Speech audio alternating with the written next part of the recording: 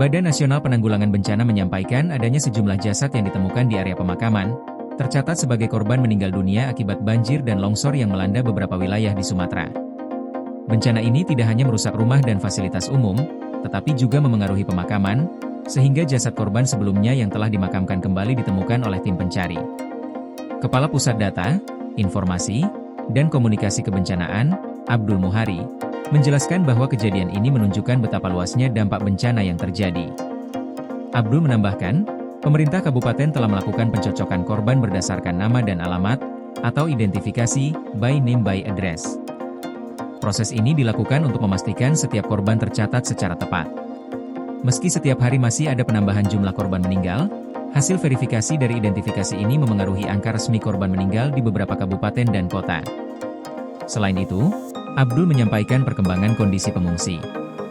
Banyak warga yang meninggalkan pengungsian terpusat dan pindah ke rumah keluarga, kerabat, atau tetangga. Meskipun mereka tidak berada di lokasi pengungsian resmi, status mereka tetap tercatat sebagai pengungsi, karena masih membutuhkan perlindungan dan bantuan dari pemerintah dan relawan. Hal ini menunjukkan adanya penurunan jumlah pengungsi di titik pengungsian resmi, namun pengungsian mandiri tetap membutuhkan perhatian. BNPB juga merilis data terbaru terkait korban bencana di Sumatera. Jumlah korban tewas saat ini mencapai 1.016 orang, meningkat dari angka sebelumnya 1.006 orang. Penambahan ini termasuk 9 korban di Aceh dan 1 korban di Kabupaten Agam. Sementara itu, jumlah korban hilang tercatat 212 orang. Jumlah pengungsi masih mencapai 624.670 orang, tersebar di berbagai wilayah yang terdampak banjir dan longsor. Pemerintah dan tim penanggulangan bencana terus bekerja secara intensif di lapangan.